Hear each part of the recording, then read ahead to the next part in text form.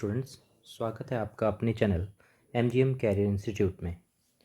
तो स्टूडेंट्स, हम atomic structure के बारे में पढ़ रहे थे। एटॉमिक स्ट्रक्चर को अब हम और आगे की तरफ लेके चलते हैं। ठीक है स्टूडेंट्स, एटॉमिक स्ट्रक्चर को पढ़ने से पहले सबसे पहले अगर आपने हमारे चैनल को सब्सक्राइब नहीं किया है तो सब्सक्राइब कर दीजिएगा एंड हाँ, बेल आइकन को प्रेस करना ना भूलें ताकि आपको हमारे डेली लाइव लेक्चर्स का नोटिफिकेशन सबसे पहले मिले। ओके स्टूडेंट्स, तो अब हम एटॉमिक स्ट्रक्चर को और आगे की तरफ लेके चलते हैं, जिसमें नेक्स्ट जो हेडिंग है हमारी वो है मैक्स प्लैंक्स क्वांटम थ्योरी।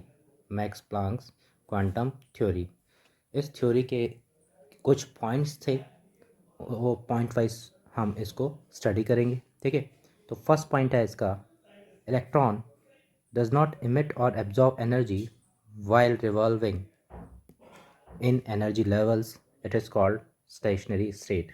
तो इसका मतलब क्या हुआ, यहाँ न्यूक्लियस है, न्यूक्लियस के चारों तरफ बहुत सारे क्या हैं, एनर्जी लेवल्स हैं, या इनको हम क्या बोलते हैं, शेल्स बोलते हैं।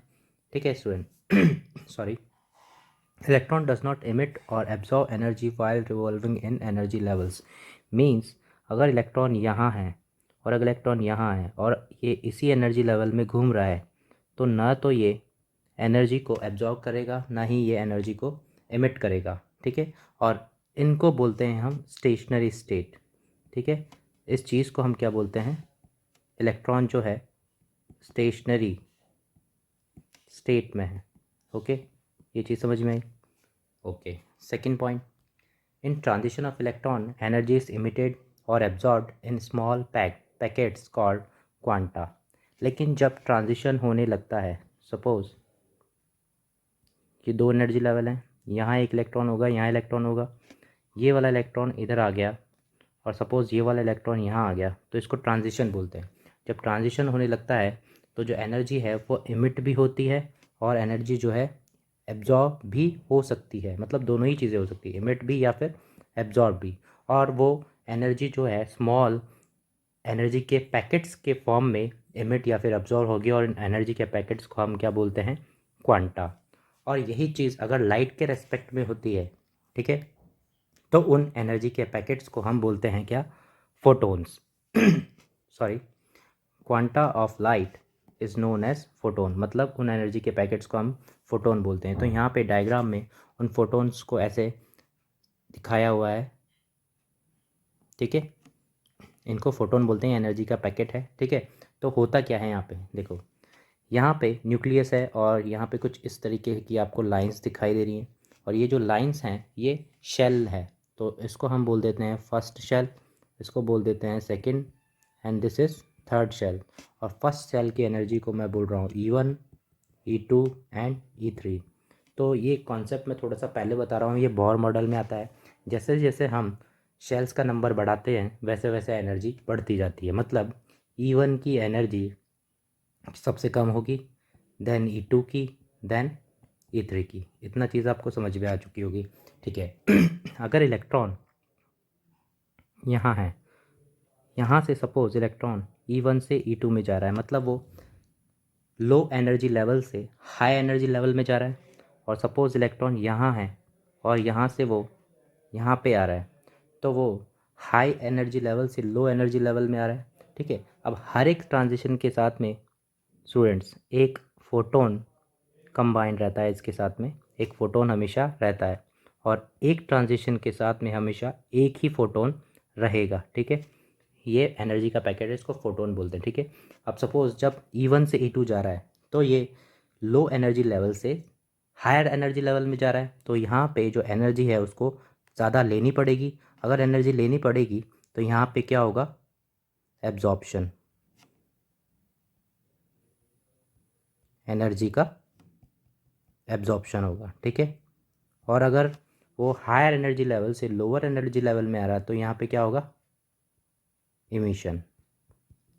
तो एनर्जी का इमिशन भी हो सकता है और एनर्जी का एब्जॉर्प्शन भी हो सकता है, और उसको लाइट के रेस्पेक्ट में बोले तो इसको फोटोन बोलते हैं। मतलब ये अगर इलेक्ट्रॉन E1 से E2 में जाएगा तो एनर्जी को एब्जॉर्ब करेगा, और इलेक्ट्रॉन अगर E3 से E1 में जाएगा तो एनर्जी को इमिट करेगा। ये चीज़ समझ में आ गई आपको?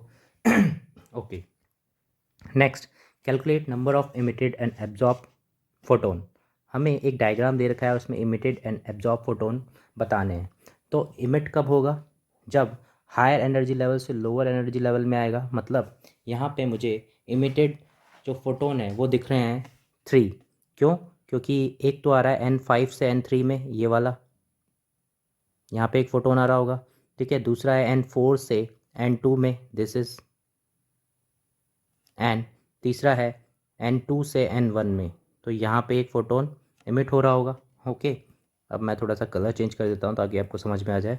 और जो एब्जॉर्ब हो रहे होंगे तो वो लोअर एनर्जी लेवल से हायर एनर्जी लेवल में जा रहे होंगे, जैसा कि यहाँ दिख रहा है आपको 2 से 3 में ये जा रहा है, ये वाला, और एक N1 से N5 में जा रहा है ये। तो यहाँ पे जो इमिटेड हैं, इमिटेड वो कितने फोटोन हैं? वो हमें दिख रहे हैं, रेड वाले जो हैं वो इमिटेड हैं, तो कितने हैं वो? 3 फोटोन्स। एंड एब्जॉर्ब, जो एब्जॉर्ब्ड हैं वो कितने हैं? वो हैं 2 फोटोन्स। तो डायग्राम को देख के हम बता सकते हैं कि कितने एब्जॉर्ब हो रहे हैं और कितने इमिट हो रहे हैं। ओके, चलो नेक्स्ट जो पॉइंट है इस थ्योरी का वो है only one photon is associated with single transition. ये मैं भी आपको थोड़ी देर पहले बता चुका हूँ कि एक सिंगल ट्रांजिशन के साथ में इलेक्ट्रॉन जब एक सिंगल ट्रांजिशन करेगा तो उसके साथ में केवल एक ही फोटोन एसोसिएट रहता है, ठीक है। अब इससे रिलेटेड एक एग्जांपल देखते हैं, जैसे कि 5th टू 1st शेल में ट्रांजिशन हो रहे हैं, ठीक है। तो एक तो 5th से 1 डायरेक्ट हो रहा है और एक अलग अलग स्टेप में हो रहा है, 5th से 4, 4 से 3, 3 से 2 एंड 2 से 1। तो मैंने अभी बताया हर एक ट्रांजिशन के साथ में एक फोटोन रहता है, ठीक है। तो यहाँ पे भी एक फोटोन रहेगा, यहाँ पे भी एक रहेगा, यहाँ पे भी एक फोटोन रहेगा, इस जगह भी एक फोटोन रहेगा। तो अगर इसमें मिनिमम फोटोन पूछे तो मिनिमम 5 से 1 डायरेक्ट आ जाए तो मिनिमम तो 1 ही रहेगा। और अगर इसमें मैक्सिमम फोटोन पूछे तो मैक्सिमम कितने हैं? 4 दिख रहे हैं हमको, तो मैक्सिमम का नंबर हो जाएगा 4। तो इस तरीके से हम फोटोन भी गिन सकते हैं अगर हमें डायग्राम दिया हो ऐसा, ठीक है। Next point D, energy of photon. Photon की एनर्जी को हम किस तरीके से लेंगे? एनर्जी ऑफ फोटोन जो होती है किसी भी रेडिएशन या किसी भी वेव की फ्रिक्वेंसी के डायरेक्ट प्रोपोर्शनल होती है, ऐसा इस मैक्स प्लैंक क्वांटम थ्योरी में बोला गया है, ठीक है। तो एनर्जी है वो डायरेक्टली प्रोपोर्शनल टू क्या है? फ्रिक्वेंसी। और इसको हम पढ़ते हैं न्यू। क्या पढ़ते हैं हम इसको? न्यू, ठीक। ई प्रोपोर्शनल टू न्यू। और जब प्रोपोर्शनलिटी का साइन हटाते हैं तो कोई ना कोई कांस्टेंट आता है, वो कांस्टेंट होगा एच। और इस एच को बोलते हैं प्लांक्स कांस्टेंट। यहाँ लिखा हुआ है मैंने, एच को बोलते हैं क्या? Planck's constant. और उसकी वैल्यू होती है 6.625 इंटू 10⁻³ जूल सेकेंड और 6.625 इंटू 10⁻27 अर्ग सेकेंड। ओके, तो इक्वल्स टू एच न्यू। अब ये जो एनर्जी है एक फोटोन की एनर्जी है। अगर मुझे ऐसे ही n फोटोन की एनर्जी चाहिए तो मैं इस एनर्जी को n से मल्टीप्लाई कर दूं। तो यहाँ पे जो 3rd लाइन है उसमें लिखा हुआ है इक्वल्स टू NH न्यू। मतलब कि ये जो एनर्जी है ये कितने फोटोन्स की है? n फोटोन्स की। यहाँ पे जो न्यू है वो फ्रिक्वेंसी है, n जो है number of photons, and h जो है प्लांक्स कॉन्स्टेंट्स को रिप्रेजेंट करता है, जिसकी वैल्यू ये है। और यहाँ पे एक रिलेशन दिया हुआ है 1 जूल इक्वल्स टू 10⁻7 अर्ग। तो इस तरीके के बहुत सारे रिलेशंस होते हैं जो हमें याद होने चाहिए। तो मैं धीरे धीरे मैं सारे इस तरीके के रिलेशंस आपको बताता जाऊंगा। एंड जूल एंड अर्ग जो होती है यूनिट होती है एनर्जी की, ठीक है। एनर्जी की ये यूनिट होती है। तो इस तरीके से प्लैंक क्वांटम थ्योरी हमें समझ में आ चुकी होगी। नेक्स्ट अपन चलते हैं वेव कैरेक्टरिस्टिक की तरफ। क्यों? क्योंकि यहाँ पे देखो एक चीज़ आ रही है न्यू, न्यू, और इसको हम E=SC/λ भी लिख सकते हैं, क्योंकि न्यू का जो फॉर्मूला होता है वो होता है C/λ। अब ये चीज़ें कहाँ से आ रही है? ये वेव की कैरेक्टरिस्टिक्स है, तो इसलिए हमको इन चीज़ों को पढ़ना पड़ेगा। तो वेव कैरेक्टरिस्टिक्स में हम एक वेव ले लेते हैं। पहले आपको एक डायग्राम में एक वेव दिखाई दे रही होगी, ठीक है। तो दो एडजेसेंट जो ऊपर वाले पॉइंट हैं, जो पीक हैं, उनको बोलते हैं क्या? क्रस्ट। क्या बोलते हैं इनको? क्रस्ट। और जो नीचे वाले पॉइंट होते हैं इनको बोलते हैं क्या? थ्रू। क्या बोलते हैं? थ्रू। Crust and through. तो सबसे पहला प्रॉपर्टी है wavelength.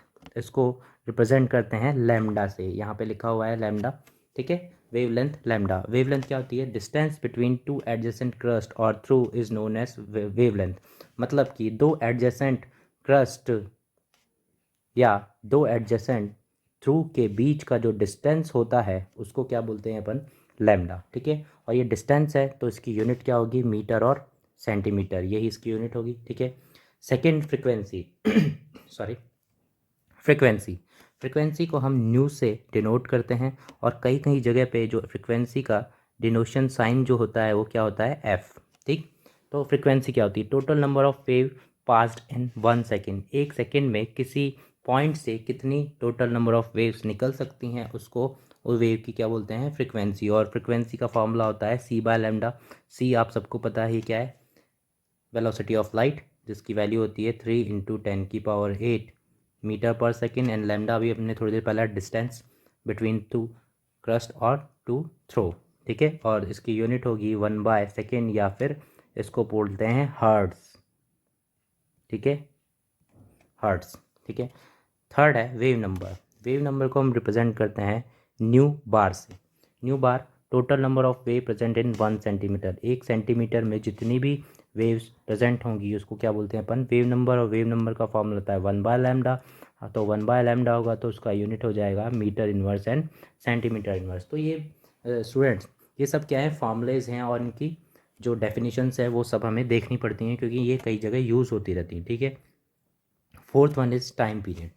Time period, time required to complete one cycle और ऑसिलेशन। मतलब एक वेव अगर मैं एक जगह से स्टार्ट करूं तो इसी जगह पे वापस इसको आने में जितना टाइम लगेगा उसको क्या बोलते हैं अपन? Time period.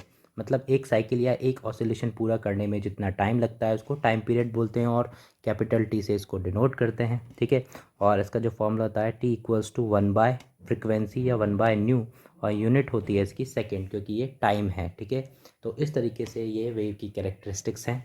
अब न्यूमेरिकल पोर्शन में हमें क्या करना है? हमें 3 फॉर्मूले याद रखने हैं। क्या? E=H न्यू, इसी से ये सारे बने एच न्यू। और न्यू का फॉर्मूला क्या होता है? सी बाय लैम्डा। तो न्यू की जगह पे हम सी बाय लैम्डा रखेंगे तो E=, ये क्या बन जाएगा? Hc/लैम्डा।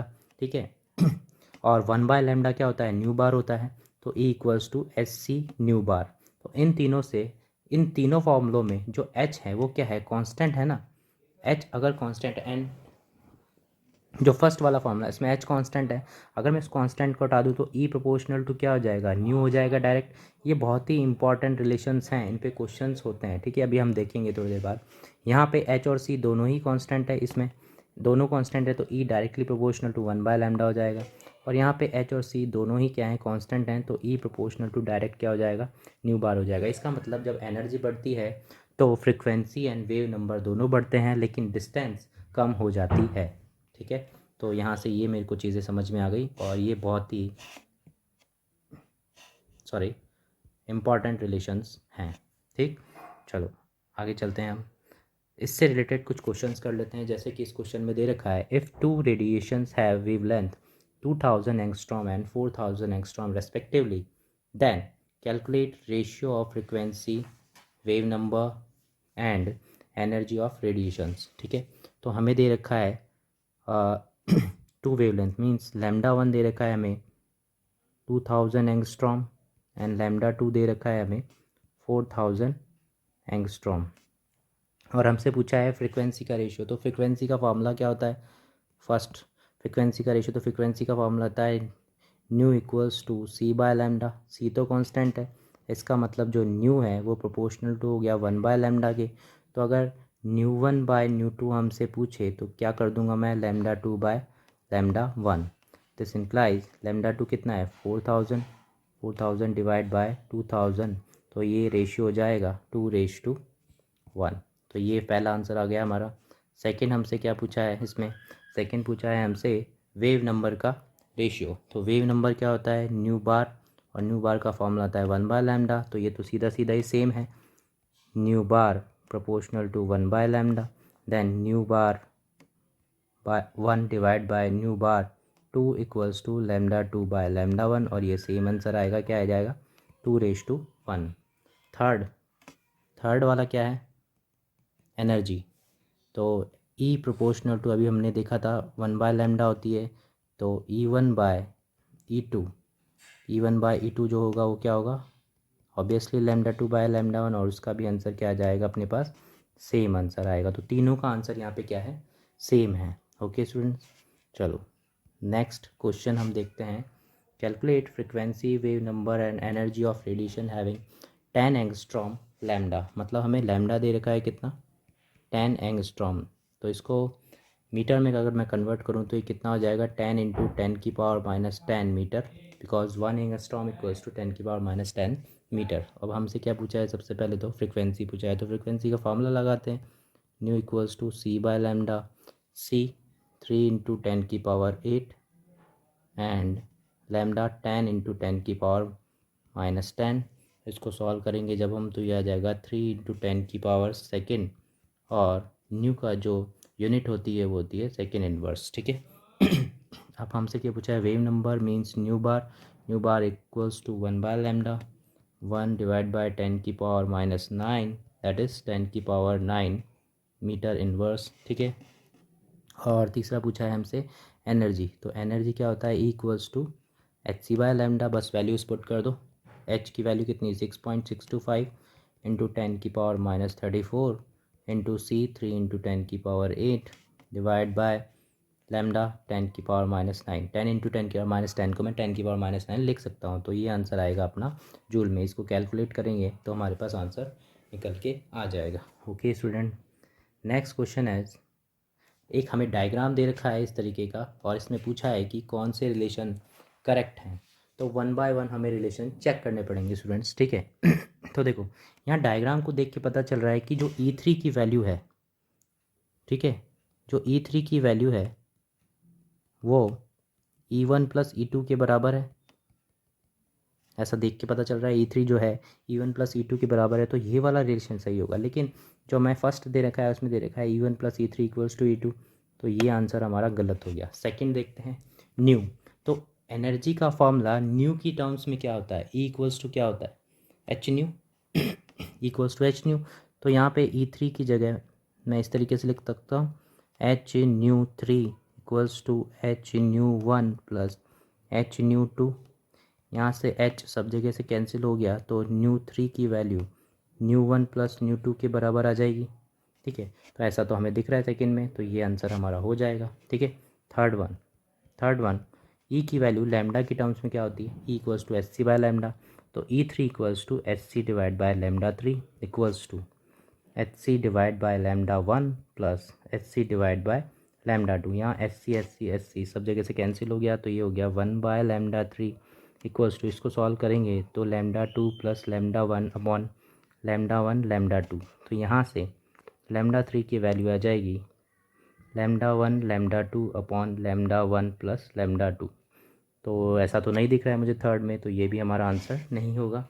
And third one new bar, तो E का फॉर्मूला न्यू बार के रेस्पेक्ट में, न्यू बार के क्या होता है, E का formula E equals to HC nu bar, तो E3 equals to HC nu bar 3 equals to HC nu bar 1 plus HC nu bar 2। तो यहाँ से ये कैंसिल हो जाएगा सब जगह से, तो न्यू3 बार इक्वल्स टू न्यू1 बार प्लस न्यू2 बार, ऐसा दिखाई देगा। तो ऐसा ही कहाँ दिख रहा है, फोर्थ में। तो इसका मतलब हमारे जो आंसर आ गए वो आ गए सेकेंड एंड फोर्थ। समझ में आ गया आपको स्टूडेंट्स? ओके, चलो नेक्स्ट क्वेश्चन देखते हैं। नेक्स्ट क्वेश्चन है फोटोन। एक फोटोन है जिसका लैम्डा है 60 एंगस्ट्रॉम, जो कि आगे रिएक्शन की वजह से दो नए फोटोन में डिवाइड हो जाता है। ठीक है। और एक फर्स्ट जो फोटोन है उसकी जो लैम्डा है वो दे रखा है हमें 90 एंगस्ट्रॉम। तो दूसरे वाले की लैम्डा हमसे पूछिए। अगर फोटोन डिवाइड हो रहा है तो उनकी एनर्जी भी डिवाइड हो रही होगी। तो फर्स्ट वाले की एनर्जी सपोज़ मैं 1 मान लेता हूँ, तो वो किस में डिवाइड हो रहा है, E2 और E3 में डिवाइड हो रहा है। और E का फॉर्मूला लैम्डा की टर्म्स में होता है hc/λ। तो यहाँ पे आ जाएगा hc/λ1 equals to hc/λ2 plus hc/λ3। ये कैंसिल हो गया। 1/λ1 हमें दे रखा है कितना, 1/60 इक्वल्स टू 1/λ2 दे रखा है 1/90। 1/λ3 हमें निकालना है। तो स्टूडेंट्स जब यहाँ से इसको सॉल्व करेंगे तो λ3 की वैल्यू हमारे पास आ जाएगी 180 एंगस्ट्रॉम। ठीक है। तो इस तरीके से अगर आपके पास क्वेश्चंस आते हैं तो आई होप आप उनको सॉल्व कर सकते हैं। ठीक है। एक नोट पॉइंट यहाँ पे लिखा हुआ है, अगर जो एनर्जी है पावर की टर्म्स में दे रखी हो तो कैसे एनर्जी लिखेंगे हम, मतलब एनर्जी इक्वल्स टू Hc/λ होता है, ये हमें पता है, और पावर की वैल्यू होती है एनर्जी अपॉन टाइम। तो यहाँ से एनर्जी की वैल्यू आ जाएगी P/T, और उस P/T को ही हमें एनर्जी की जगह पे पुट कर देना है जहाँ पे भी उसके फॉर्मूले बने हुए हैं। तो P/T equals to Hc/λ, first formula मैंने करके बता दिया है। ठीक है। तो इस पे रिलेटेड कुछ क्वेश्चंस हैं, देख लेते हैं। 100 watt electric bulb emits photon for 10 minutes. Calculate number of emitted photon if frequency of radiation is 10 की पावर 12 हर्ट्स, या फिर इसको 1/सेकेंड भी हम बोलते हैं। ठीक है। तो 100 वाट मतलब P की वैल्यू हमें दे रखी है कितनी, 100 वाट, है ना। एंड टाइम दे रखा है कितना, 10 मिनट में, सेकेंड में कन्वर्ट करना पड़ेगा इसको, तो ये हो जाएगा 600 सेकेंड। ठीक है। तो एनर्जी तो आ गई हमारे पास, एनर्जी कितनी हो गई, P/T, वैल्यू पुट कर देते हैं, P कितना 100 और T 600। ठीक है। तो ये तो एनर्जी हो गई, और हमें क्या निकालना है, नंबर ऑफ़ फोटोन। इसको किसके बराबर कर दूं मैं, NH न्यू के, क्योंकि न्यू की टर्म्स में ही हमें दिया हुआ है सब कुछ। तो यहाँ पे N की वैल्यू हो जाएगी 100 इंटू 600 डिवाइड बाय H की value H is 6.625 into 10⁻⁻34 into new, that is 10 की पावर 12 जो हमें दे रखा है क्वेश्चन में। इसको सॉल्व करेंगे तो n की वैल्यू लगभग आएगी 9 इंटू 10⁻25। इस तरीके से इसका आंसर हमें देखने को मिलेगा। ओके स्टूडेंट्स, चलो आई होप आपको ये सब कुछ चीज़ें समझ में आ गई होंगी। तो हम थर्ड एटॉमिक मॉडल पे चलते हैं। कौन सा है वो, Bohr atomic model. Bohr atomic model में इसके कुछ पॉस्टुलेट्स हैं। ठीक है। तो one by one in postulates को हम पढ़ते जाते हैं और उनको समझते जाते हैं। तो सबसे पहले तो फर्स्ट पॉस्टुलेट जो है ये है, this theory is applicable for single electron species.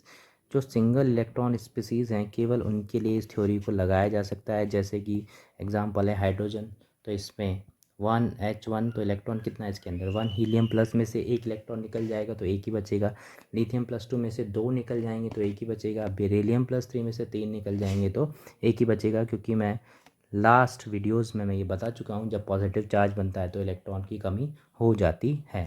तो फर्स्ट पॉइंट यही है। फर्स्ट पॉइंट क्या है कि जो ये थ्योरी है ये केवल सिंगल इलेक्ट्रॉन स्पीसीज़ के लिए ही लगाई जा सकती है। दूसरा, जो बोहर एटॉमिक मॉडल है वो प्लांक क्वांटम थ्योरी पे रिलेटेड होता है या उस पर बेस्ड होता है। ठीक है। तो उसके हिसाब से क्या है, फर्स्ट पॉइंट तो वही था, इलेक्ट्रॉन जो हैं डेफिनाइट एनर्जी के लेवल में एनर्जी लेवल में रिवॉल्व करते रहते हैं, जिनको स्टेशनरी स्टेट बोलते हैं, ये मैं पहले बता चुका हूँ। और दूसरा, एनर्जी इमिट करते हैं और एब्जॉर्ब करते हैं। अब यहाँ बताना ज़रूरी है कि कब इमिट करते हैं और कब एब्जॉर्ब करते हैं। जैसा कि मैंने पहले जब मैंने प्लांक क्वांटम थ्योरी बताई थी तो आपको कहा था कि मैं ये थोड़ा सा पहले बता रहा हूँ, तो वो चीज़ यहाँ पे आनी थी कि जो एनर्जी का एमिशन है वो एमिशन कब होगा, जब हायर से लोअर में जाएगा, मतलब कम एनर्जी लेवल से ज़्यादा एनर्जी लेवल से अगर कम एनर्जी लेवल में जाएगा तो उसको इतनी एनर्जी की ज़रूरत नहीं ना, तो वो एनर्जी को क्या करेगा, बाहर की तरफ निकालेगा। और अगर एब्जॉर्ब कब करेगा, जब लोअर एनर्जी लेवल से हायर एनर्जी लेवल में जाएगा। ठीक है। लोअर एनर्जी लेवल से हायर एनर्जी लेवल में जाएगा तो उसको हायर एनर्जी लेवल के हिसाब से एनर्जी चाहिए, तो वो एनर्जी उसको क्या है, चाहिए ना, चाहिए तो क्या करेगा, वो एनर्जी को एब्जॉर्ब करेगा। ठीक है। और किसकी टर्म्स में एब्जॉर्ब करेगा, फोटोन ही क्या होते हैं, एनर्जी के पैकेट्स होते हैं जब इलेक्ट्रॉन ट्रांजिशन करता है। ठीक है। तो ये कुछ 2 पॉइंट्स थे उसके बाद में थर्ड पॉस्टुलेट है, electron revolve only those orbits और shell for which angular momentum of electron, that is MVR। जो MVR है, मतलब इस लाइन का या इस पॉइंट का ये मतलब है कि इलेक्ट्रॉन केवल उन्हीं शेल या ऑर्बिट में रिवॉल्व कर सकता है जिनमें इलेक्ट्रॉन का जो एंगुलर मोमेंटम है MVR वो h/2 का इंटीग्रल मल्टीपल होता है, जो h/2 का इंटीग्रल मल्टीपल होता है। ठीक है।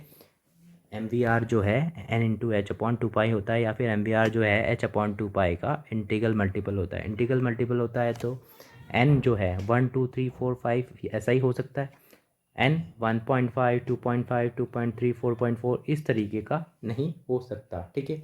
और एन जो है यहाँ पे नंबर ऑफ़ शेल्स को बताता है हमें। एन क्या बताता है हमें? नंबर ऑफ़ शेल्स को। इसी फॉर्मूले को हम इस तरीके से भी लिख सकते हैं, M V R equals to N, H के ऊपर ऐसा डंडा, इसको क्या पढ़ते हैं? इसको पढ़ते हैं एच हैश और एच बार, ठीक है। यहाँ मैंने एक नोट पॉइंट लिखा हुआ है स्टूडेंट्स, तो उस नोट पॉइंट का क्या मतलब? जैसे एन की वैल्यू मान लो हम ले लेते हैं 1, 2, 3, 4, 5, 6 एंड सो ऑन इस तरीके से। तो ये जो N1 है ये फर्स्ट शेल है, और इस फर्स्ट शेल को हम पढ़ते हैं के शेल, सेकेंड को बोलते हैं एल, थर्ड को एम, फिर एन, ओ और पी एंड सो ऑन इस तरीके से चलता रहता है, ठीक है। और जो फार्मूला मैंने लिखा M V R equals to N into H upon 2 pi, जहाँ वहाँ पे m की जो वैल्यू है वो होता है मास ऑफ इलेक्ट्रॉन, v जो होता है वो होता है velocity of electron, and r जो होता है रेडियस, ठीक है। किसकी रेडियस? एटम की रेडियस, ठीक है। नेक्स्ट पॉस्टुलेट है कि जो एनर्जी है इलेक्ट्रॉन की वो टाइम के साथ चेंज नहीं होती है। मतलब कि अगर इलेक्ट्रॉन किसी ऑर्बिट में घूम रहा है तो जितनी एनर्जी से घूम रहा है वो 2 घंटे बाद भी उतनी ही एनर्जी से घूमता रहेगा, उसकी एनर्जी टाइम के साथ में चेंज नहीं होती है, ठीक है। नेक्स्ट पॉस्टुलेट है स्टेबिलिटी ऑफ इलेक्ट्रॉन। इलेक्ट्रॉन की स्टेबिलिटी को उन्होंने बता दिया, रदरफोर्ड नहीं बता पाए थे। रदरफोर्ड ने क्या कहा था? मतलब रदरफोर्ड को तो पता ही नहीं था कि इलेक्ट्रॉन स्टेबल क्यों होता है। उनके हिसाब से तो एनर्जी लगातार वो क्या करता है, एनर्जी को एमिट करता रहता है, और एमिट करने की वजह से उसकी एनर्जी धीरे धीरे कम होके वो किस में गिर जाना चाहिए? न्यूक्लियस में। लेकिन ऐसा तो नहीं होता। तो ऐसा क्यों नहीं होता, ये किसने समझाया हमें? बोहर ने समझाया। उनके हिसाब से क्या होता है, देखो एक डायग्राम आपको दिख रहा होगा। इस डायग्राम में यहाँ बीच में है न्यूक्लियस, और इसमें एक सर्कुलर पाथ बना हुआ, मतलब एक शेल है इसके अंदर, जिसमें एक इलेक्ट्रॉन v वेलोसिटी से यहाँ पे घूम रहा है, ठीक है। तो इस इलेक्ट्रॉन पर 2 फोर्स काम कर रहे होंगे। कौन कौन से फोर्स? एक तो ये v वेलोसिटी से घूम रहा है, तो यहाँ पे बाहर की तरफ एक फोर्स लग रहा होगा, उस फोर्स को हम क्या बोलते हैं? Centrifugal force. और ये फिज़िक्स में पढ़ाया जाता है, इसकी वैल्यू होती है mv²/r, जो मैंने यहाँ ब्रैकेट में लिखी हुई है, ठीक है। और अंदर की तरफ यहाँ जो न्यूक्लियस है वो पॉजिटिव चार्ज होता है, और इलेक्ट्रॉन जो है नेगेटिव चार्ज। तो दो अपोजिट चार्ज के बीच में कौन सा फोर्स लगता है? Attraction force. और ये न्यूक्लियस की वजह से लग रहा है, इसलिए इसको हम क्या बोलते हैं? न्यूक्लियस अट्रैक्शन फोर्स, ठीक है। Nucleus attraction force. अब मैंने यहाँ पे ZE क्यों लिखा हुआ है? क्योंकि Z इस एटम का एटॉमिक नंबर है, और E जो है चार्ज है, नॉट इलेक्ट्रॉन। E क्या है? चार्ज। मैं ZQ भी लिख सकता था, ठीक है। तो ZE जो है क्या है? चार्ज ऑन न्यूक्लियस, ठीक है। अब इलेक्ट्रॉन जो है यहाँ पे 2 तरह के फोर्स और अपोजिट डायरेक्शन में फील करता है, जो एक दूसरे को बैलेंस किए रहता है। तो अगर मैं इसको लिखना चाहूँ मैथमेटिकली, तो मैं ऐसे लिख सकता हूँ कि जो F सेंट्रीफ्यूगल फोर्स है वो F न्यूक्लियस अट्रैक्शन फोर्स को बैलेंस किए रहता है, और इसी बैलेंसिंग की वजह से जो इलेक्ट्रॉन है सर्कुलर पाथ पे मोशन करते रहते हैं, और वो न्यूक्लियस में नहीं गिरते। वो हमेशा इस तरीके से फोर्स जो होता है बैलेंस्ड होता है, ठीक है। अब हमें जो सेंट्रीफ्यूगल फोर्स था वो तो पता लग गया, लेकिन न्यूक्लियस फोर्स इसको कैसे निकालेंगे? तो इसको निकालने के लिए हम 2 चार्ज ले लेते हैं जो r डिस्टेंस पे है। ये डिस्टेंस कितनी है? r, मतलब रेडियस ही है ये। यहाँ पे इलेक्ट्रॉन है और यहाँ पे जो है पॉजिटिव चार्ज है, और ये क्या है? न्यूक्लियस है। तो इन दोनों के बीच में अट्रैक्शन फोर्स जो होगा वो क्या होगा? k Q1 Q2/r²। ये अट्रैक्शन फोर्स होता है। k Q1 की जगह E और Q2 की जगह ZE/r², KZE²/r²। अब k की वैल्यू 1 या फिर 9 × 10⁻⁹ newton metre square coulomb square, या फिर k = 1/4πε0। ये वैल्यू कब लेते हैं? जब किसी मीडियम में ये चीज़ हो रही हो, किसी अलग मीडियम में, उसके लिए ε0 लिया जाता है, ठीक है। जनरली हम k की वैल्यू कितनी लेते हैं? 1, ठीक। तो बोर थ्योरी के हिसाब से ये दोनों फोर्स एक दूसरे को बैलेंस किए रहते हैं, तो बैलेंस कर देते हैं हम। ये कौन सा है? Centrifugal force. और ये कौन सा है? Nuclear attraction force. दोनों को बराबर कर दो। दोनों को बराबर जब कर देंगे तो mv² = KZE²/r हमारे पास एक रिलेशन आ जाता है, और ये रिलेशन बहुत ही इंपॉर्टेंट रिलेशन है। इस रिलेशन से हम आगे बहुत सारी कैलकुलेशंस करते हैं, ठीक है। तो उन्हीं कैलकुलेशंस में 3 पॉइंट्स की हमें कैलकुलेशन करनी होती है। क्या है वो points? Calculation of radius, velocity and energy. तो 1 बाय 1 हम इनको लेके चलते हैं। इसमें फर्स्ट है कैलकुलेशन ऑफ रेडियस, रेडियस की कैलकुलेशन। तो कौन सी रेडियस की, कौन से शेल की रेडियस की, nth शेल, जनरल लेके चलते हैं nth शेल, इसके हिसाब से हम किसी भी शेल का रेडियस हम निकाल लेंगे, ठीक है। तो फर्स्ट तो हमें अभी ये रिलेशन मिला कौन सा, mv² equals to kz² upon r, ये तो फर्स्ट हो गया। और दूसरा रिलेशन हमें पता है कि जो एंगुलर मोमेंटम होता है वो h/2 का इंटीग्रल मल्टीपल होता है। इन दोनों रिलेशन से हम रेडियस की वैल्यू निकालेंगे। हम क्या करेंगे, जो सेकेंड वाला रिलेशन है यहाँ से v की वैल्यू निकालेंगे, v equals to n into h/2πmr, ये आ गया। इस v की वैल्यू को हम कहाँ पे पुट कर देंगे, इस फर्स्ट वाली इक्वेशन में। देखिए, put the value of v in equation 1, तो mv², इसका स्क्वायर कर दिया, और ze²/r, k की वैल्यू मैंने यहाँ पे 1 ले ली है, ठीक है। इसको जब सॉल्व करते हैं तो हमारे पास r का इस तरह का एक्सप्रेशन आता है, n²h² ये भी बहुत इंपॉर्टेंट है स्टूडेंट। क्यों, क्योंकि इस पे भी क्वेश्चन पूछ लिए जाते हैं कि क्या होता है r का एक्सप्रेशन, ठीक है। अब स्टूडेंट्स, मुझे यहाँ पे n की वैल्यू एंड z की वैल्यू दोनों ही नहीं पता है, क्योंकि किसी भी एटम के लिए और किसी भी शेल के लिए पूछा जा सकता है। बाकी सारे यहाँ पे कांस्टेंट हैं, उनकी वैल्यू हमें पता है, और उनकी वैल्यू को जब इस एक्सप्रेशन में रखते हैं तो ये एक्सप्रेशन कन्वर्ट हो जाता है किसमें, इसमें, r equals to 0.529 angstrom into n²/z। और यही हमारा मेन फार्मूला है रेडियस निकालने का, किसका, nth शेल का, मतलब कि n का नंबर कुछ भी हो सकता है। तो यहाँ पे n हमें क्या बताता है, n बताता है number of shell, and z हमें क्या बताता है, एटॉमिक नंबर, ठीक है। अब देखो स्टूडेंट्स, यहाँ पे जो 0.529 एंगस्ट्रॉम दिख रहा है, ये क्या है, कांस्टेंट है ना। अगर इस कांस्टेंट को हटा दूँ तो r की वैल्यू डायरेक्टली प्रोपोर्शनल टू क्या हो जाएगी, n²/z, ठीक है। अब इसमें भी अगर मान लो n सेम है किसी सेम शेल के लिए पूछा है तो r प्रोपोर्शनल टू 1/z, और अगर दो रेडियस का मुझे रेशियो पूछा हो तो r1/r2 क्या हो जाएगा, z2/z1। और इसी तरीके से अगर z सेम है तो r प्रोपोर्शनल टू n², और दो रेशियो हमें पूछें तो r1/r2 क्या हो जाएगा, n1²/n2²। ये इसलिए बताए हैं क्योंकि इन पे क्वेश्चंस देखने को मिलते हैं, ठीक है। क्वेश्चन पेपर में इस तरह के क्वेश्चन, और सपोज़ अगर z और n दोनों ही सेम नहीं है तो फिर पूरा का formula r proportional to n²/z, तो r1/r2 n1² इंटू z2/n2²। इस तरीके से हम पूरा का पूरा फॉर्मूला लगा देंगे। ओके स्टूडेंट्स, आई होप आपको इतनी सारी चीज़ें समझ में आ गई होंगी, ठीक है। नेक्स्ट नोट पॉइंट लिखा हुआ है यहाँ पे, मैंने कुछ शेल्स लिए हुए हैं, n equals to 1, n equals to 2, 3, 4, 5, 6, और थोड़ी देर पहले मैंने बताया था इनको क्या बोलते हैं अपन, K shell, L shell, M, N, O, P shell, इस तरीके से बोलते हैं। लेकिन इनको अगर क्वेश्चन आएगा ना तो इस तरह से डायरेक्ट नहीं आएगा, वो बोलेंगे कि ग्राउंड स्टेट, तो ग्राउंड स्टेट का मतलब n इक्वल्स टू 1, या फिर बोल देंगे कि के शेल। और एल शेल, तो ये फर्स्ट एक्साइटेड स्टेट हो जाएगी, मतलब इससे एक ऊपर जब इलेक्ट्रॉन ट्रांजिशन करेगा तो एक्साइट होके ही जाएगा, तो इसको बोलते हैं फर्स्ट एक्साइटेड स्टेट। मतलब जब फर्स्ट एक्साइटेड स्टेट लिखा हुआ हो तो इसका मतलब n की वैल्यू कितनी है, 2। सेकेंड लिखा हुआ हो तो n की वैल्यू कितनी है, 3। थर्ड लिखा हो तो n इक्वल्स टू 4। फिफ्थ लिखा हो तो n equals to 5, and fifth excited state लिखा हो तो n इक्वल्स टू 6 हमें लेना है, ठीक है। तो ये क्वेश्चन करने के लिए इंपॉर्टेंट पॉइंट था। अब आगे चलते हैं अपन रेडियस के कुछ क्वेश्चंस कर लेते हैं। इसमें फर्स्ट है, बहुत सिंपल क्वेश्चन लिखा हुआ है, calculate radius of second excited state of helium. अब ध्यान देने वाली बात क्या है यहाँ पे, सेकेंड एक्साइटेड स्टेट मतलब n की वैल्यू कितनी है, 3 है। अब रेडियस निकालना है, बस फॉर्मूला लगा दो, क्या लगाएंगे फॉर्मूला, 0.529 एंगस्ट्रॉम इंटू n²/z, ये लगाएंगे। तो लगाते हैं formula, 0.529 angstrom into n², n की वैल्यू कितनी, 3 का square 9 upon z, z helium, helium का z कितना होता है, हाइड्रोजन हीलियम 2 नंबर पे आता है ये, तो z कितना हो जाएगा इसका, 2। इसको जब हम सॉल्व करेंगे तो ये आ जाएगा अपने पास 2.38 एंगस्ट्रॉम। तो जो सेकेंड एक्साइटेड स्टेट की जो रेडियस होगी हीलियम प्लस की, वो क्या होगी, 2.38 एंगस्ट्रॉम होगी।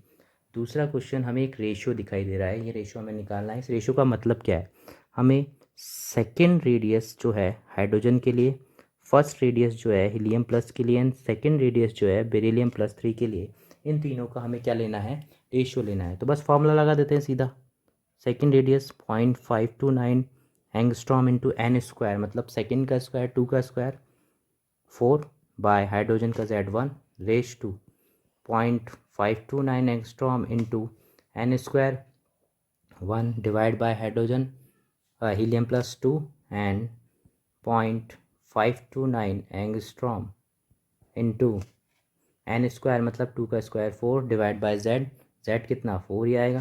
तो यहाँ पे 0.529 एंगस्ट्रॉम 0.529 एंगस्ट्रॉम ये तो कट गया, ये आया 4^1/2^1।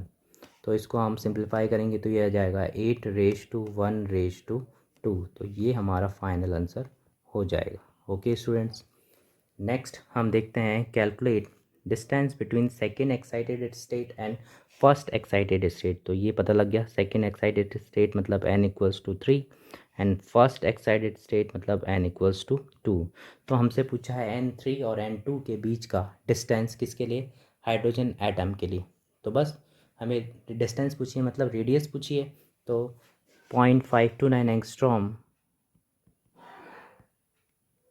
इंटू एन स्क्वायर 3 का स्क्वायर 9, जेड कितना आ जाएगा 1 minus 0.529 angstrom into N square 4/1, 9 minus 4 5 into 0.529 angstrom. इसको जब हम सॉल्व करेंगे तो ये आ जाएगा अपने पास 2.645 एंगस्ट्रॉम। इस तरीके के क्वेश्चंस को हम प्रोसीड करेंगे। Next one is if radius of third shell of hydrogen atom is x, then calculate radius of second shell of helium plus in terms of x। हमें हाइड्रोजन एटम की third shell की जो radius है वो दे रखी है कितनी x। तो हमें पूछी है जो हीलियम प्लस एटम है उसके सेकंड शेल की रेडियस वो भी x के टर्म्स में मतलब x के पदों में हमें पूछी है।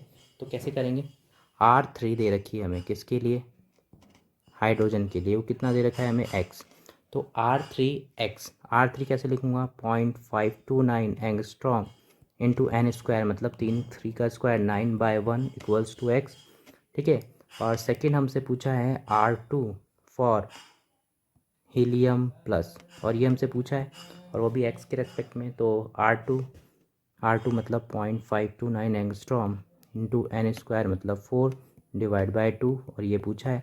तो यहाँ से मैं क्या करता हूँ 0.529 एंगस्ट्रॉम की वैल्यू निकाल लेता हूँ। वो वैल्यू कितनी आएगी x/9, और इस वैल्यू को मैं यहाँ पुट कर देता हूँ। तो यहाँ पे अगर मैं पुट करता हूँ तो 0.529 एंगस्ट्रॉम की जगह पे क्या रखूँगा मैं x/9 into 4/2 equals to question mark. तो ये कितना हो जाएगा, 2 कैंसिल हो जाएगा, दैट इज़ 2x/9 2x/9 हो जाएगा, ऐसा हो जाएगा। नहीं स्टूडेंट, इसको इस तरीके से नहीं करेंगे, ठीक है ना। इसको मैंने गलत इसलिए करके बताया क्योंकि बहुत सारे स्टूडेंट्स इसको इसी तरीके से करते हैं, ठीक है। तो हमें ये इक्वेशन मिली फर्स्ट, ये इक्वेशन मिली सेकंड। अब क्या करो 1/2 कर दो, क्या करो 1/2, ठीक है, 1/2। तो 1/2 करेंगे तो 0.529 तो कट जाएगा, यहाँ बचेगा 9/1 divide by 4/2 means 2 equals to x divide by question mark. तो ये हो जाएगा 9/2 मीन्स 4.5। तो जो क्वेश्चन मार्क आ जाएगा वो हो जाएगा x डिवाइड बाय 4.5। तो ये हमारा आंसर आ जाएगा x के टर्म्स में, ठीक है। नेक्स्ट क्वेश्चन है calculate circumference of second shell in Be+3। Be+3 के सेकंड शेल की सर्कमफेरेंस हमें चाहिए। सर्कमफेरेंस क्या होती है, ये होती है, ठीक है, और ये n=2 के लिए चाहिए। तो सर्कमफेरेंस क्या होती है 2πr, ये तो कैलकुलेट करनी है, और r=2 होना चाहिए। तो R2 पहले हमें निकालना पड़ेगा। R2 क्या हो जाएगा 0.529 angstrom into n square by Z, n means 2 का स्क्वायर 4/z, z कितना होता है इसका 4। तो R2 यहाँ से आ गया कितना 0.529 एंगस्ट्रॉम, बस 2π R2 की जगह 0.529 एंगस्ट्रॉम वैल्यू रख दो। तो पाई की वैल्यू हमें पता है 3.14 होती है। तो 2 इंटू 3.14 इंटू 0.529, जब इसको कैलकुलेट करेंगे तो ये आएगा 3.32 एंगस्ट्रॉम। इस तरीके से ये आंसर आ जाएगा। आई होप स्टूडेंट्स आपको ये सारे क्वेश्चन समझ में आ गए होंगे, ठीक है। तो आज के लिए बस इतना ही। इसके आगे का जो बोर मॉडल है जिसमें हमें वेलोसिटी एंड एनर्जी की कैलकुलेशन करनी है वो नेक्स्ट वीडियो में हम कंप्लीट करेंगे। Okay students, thank you.